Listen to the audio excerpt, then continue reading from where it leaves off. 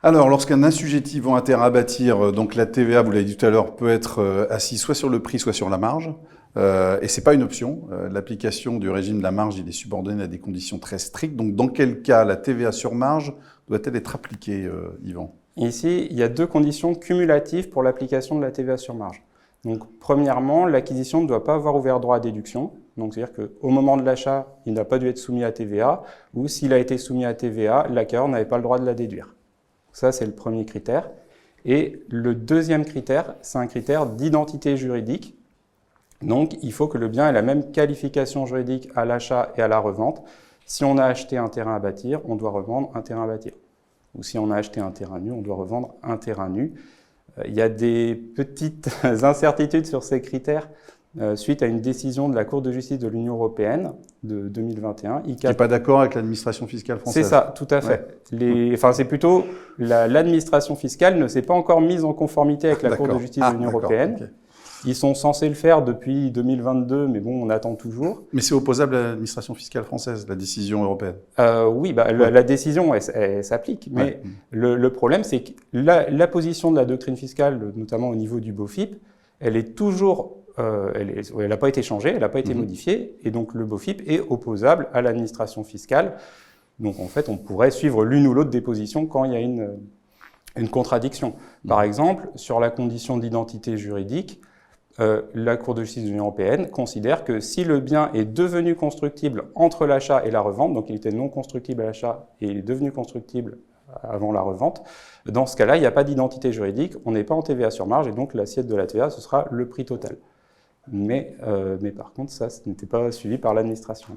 Et est-ce que la division parcellaire et puis les travaux de viabilisation, ils ont une incidence sur ce critère d'identité juridique ?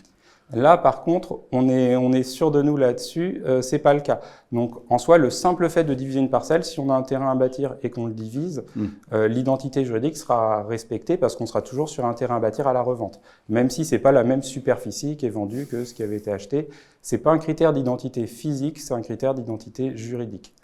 Et quand un terrain à bâtir est détaché d'un ensemble immobilier bâti pour être vendu séparément, on rentre un peu plus dans le détail. Là, c'est plus compliqué. Et on a des décisions récentes du Conseil d'État de 2022, société BH, qui considère que dans ce cas-là, en principe, la TVA sur marge ne s'applique pas. Puisqu'on a acheté bâti, on revend une parcelle non bâtie. Là, il n'y a pas d'identité juridique. Et ce qu'a précisé justement cet arrêt, c'est qu'il faut se référer au contenu de l'acte notarié d'achat. Si l'acte notarié d'achat dit on a acheté un immeuble bâti en bloc, un ensemble immobilier bâti, dans ce cas-là, à la revente du terrain à bâtir, on ne pourra absolument pas appliquer la TVA sur marge.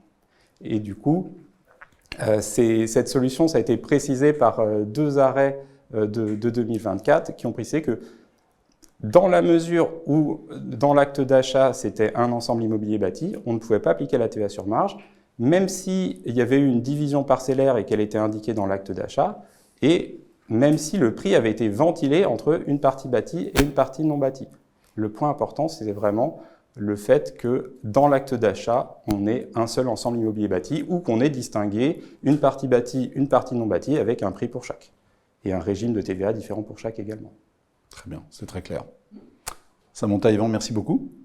On va retrouver dans un instant Myriam et Aurélie pour évoquer l'actualité. On va répondre aussi à vos questions et puis il y aura une rubrique famille. À tout de suite.